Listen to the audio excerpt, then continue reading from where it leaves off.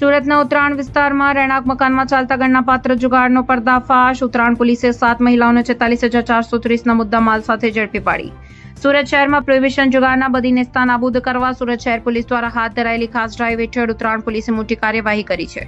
ઉત્તરાયણ વિસ્તારમાં આવેલા રહેણાંક મકાનમાં ચાલતા ગણનાપાત્ર જુગારનો પર્દાફાશ કરતા પોલીસે 7 મહિલાઓને ઝડપી પાડી છે.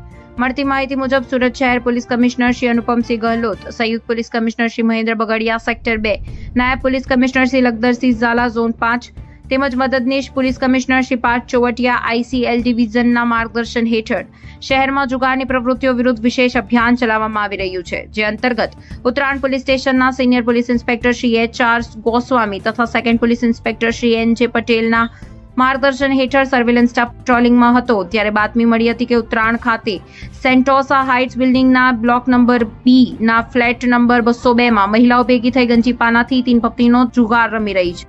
મળેલ બાતમીના આધારે પોલીસ ટીમે તાત્કાલિક દરોડો પાડી સ્થળ પરથી કુલ 7 મહિલા જે હારજીતનો જુગાર રમી રહી હતી તેને ઝડપી પાડી હતી. પોલીસે સ્થળ પરથી ગંજીપાનાના પત્તા સહિત દાવ ઉપરના રોકડા રૂપિયા 3,000 સહિત કુલ 46,430નો મુદ્દામાલ કબજે કર્યો હતો. આ મામલે ઉત્તરાયણ પોલીસ સ્ટેશનમાં પાર્ટ B ગુનો રજીસ્ટર થયો છે તેમજ તે મુજબ જુગાર ધારા કલમ 4 અને 5 હેઠળ ગુનો નોંધવામાં આવ્યો છે. ઉત્તરાયણ પોલીસની આ કામગીરીને સ્થાનિકોમાંથી પ્રશંસા મળી રહી છે. રિપોર્ટર સાગર સોલંકી, સુરત.